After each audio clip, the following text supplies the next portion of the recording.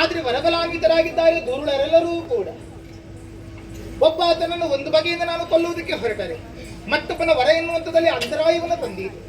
ಹಾಗಾದ್ರೆ ಏನು ಮಾಡೋಣ? ಮಾತ್ರವೇ ಅಲ್ಲ, ಶೋಣಿತಾಪುರದವರೆಗಾಗಿ ನಾನು ಹೋಗಿ ರಾಕ್ಷಸರ ಜೊತೆಯಲ್ಲಿ ಕಾಳಗವನ್ನು ಕೊಡುವುದು ನನ್ನ ಅಂತಹ ಯೋಗ್ಯತೆಗೆ ಭೂಷಣವಾದುದಲ್ಲ. ನಾನಿದ್ದಲ್ಲಿಗೆ ಅವರನ್ನು ಬರೆಸಿಕೊಳ್ಳಬೇಕಾಗಿದೆ.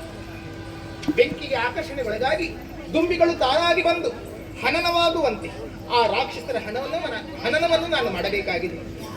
ದೈಹಿಕವಾದಂತಹ ಬಲ, ವರಬಲಗಳು ಎಷ್ಟೇ ಇದ್ದರೂ ಕೂಡ ಮನೋನಿಗ್ರಹದ ಬಲ ಆ ರಾಕ್ಷಸರಿಗಿನ್ನೂ ಬಂದಿಲ್ಲ. ಅದನ್ನೇ ಎಳೆಯಾಗಿಸಿಕೊಳ್ಳುತ್ತೇನಂತೆ. ಆದ್ದರಿಂದ ಪರಾಶಕ್ತಿಯಾಗಿರುವಂತಹ ನನ್ನ ದಿವ್ಯವಾದಂತಹ ರೂಪವನ್ನು ಮರೆಮಾಚಿಕೊಂಡಿದ್ದೇನೆ.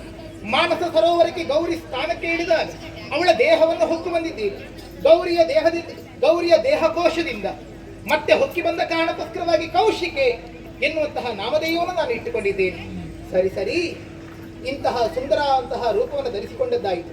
ಕೌಶಿಕೆ ಎನ್ನುವಂತಹ ಅಭಿಧಾನವನ್ನು ನಾನು ಇಟ್ಟದ್ದಾಯಿತು. ಇರುವುದಿಲ್ಲ ಈ ತುಹಿನಾದ್ರಿಯ ಕದಂಬ ವನದಲ್ಲಿ ನಾನಿರುವುದೇ ಸೂಕ್ತ ಎನ್ನುವುದನ್ನು ಯೋಚಿಸಿದ್ದೇನೆ. ಆದರೆ ಇರುವುದಕ್ಕೊಂದು ಸರಿಯಾದಂತಹ ವ್ಯವಸ್ಥೆಗಳು ಬೇಕೇ ಬೇಡವೆ? ಹೇಗಿರೋಣ?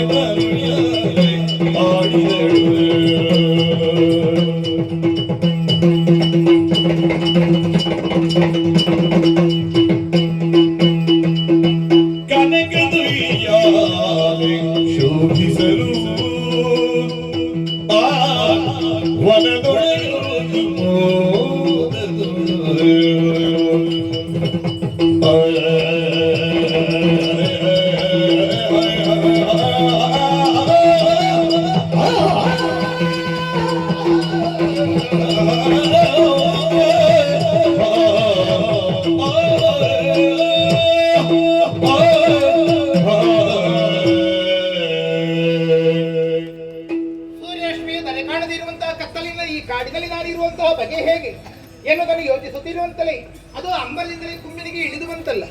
ಬಂಗಾರದ ಸರಪಳಿಗಳಿಂದ ಜೋಡಿಸಲ್ಪಟ್ಟಿರುವಂತಹ ಕನಕದುಯ್ಯಾಲಿ ನಾನಾ ಜಾತಿಯ ವಿವಿಧವಾದಂತಹ ಸುಮಗಳೆಲ್ಲವೂ ಕೂಡ ಕಾಣಿಸಿಕೊಳ್ಳುತ್ತಾ ಇದೆ. ಶೃಂಗರಿಸಲ್ಪಟ್ಟಂತ ಕನಕದುಯ್ಯಾಲಿ ಅಲ್ಲಿಯೇ ನಾನಿರುವುದು ಸೂಕ್ತವಾದದ್ದು. ಮಾತ್ರವೇ ಅಲ್ಲ, ಇಂಪಾದಂತಹ ಗಾಯನವನ್ನು ಹಾಡಿಕೊಳ್ಳುತ್ತಾ ಇರುತ್ತೇನೆ. ವಿಶಾಲವಂತ ಪ್ರಪಂಚವನ್ನು ಬೆಳಗುವುದಕ್ಕೆ ಒಬ್ಬ ಸೂರ್ಯನು ಸಾಕಾಗುತ್ತಾನೆ. ಆದರೆ ಕೋಟಿ ಸೂರ್ಯನ ಪ್ರಭೆ ಎನ್ನುವುದು ನನ್ನ ಮುಖದ ಹೊರಗೆ ಬರುತ್ತಾ ಈ ವನವನ್ನು ಬೆಳಗುತ್ತೇನೆ. ನನ್ನ ಕಾಲ್ಕಿಚ್ಚೆಯ ಇಂಪಾದಂತಹ ನಾದ, ನನ್ನ ಕೊರಳ ಧ್ವನಿ ಇದಕ್ಕೆ ಆಕರ್ಷಿತರಾಗಿ ಬರುತ್ತಿರುವಂತಹ ರಾಕ್ಷಸರನ್ನು ಸಂತೋಷದಿಂದಲೇ ಕೊಂದು ಕಳೆದು ಲೋಕಕ್ಕೆ ಸುಭಿಕ್ಷೆಯನ್ನು ಒದಗಿಸಿಕೊಡುತ್ತೇನೆ. ಕನಕದುಯ್ಯಾಲೆಯನ್ನು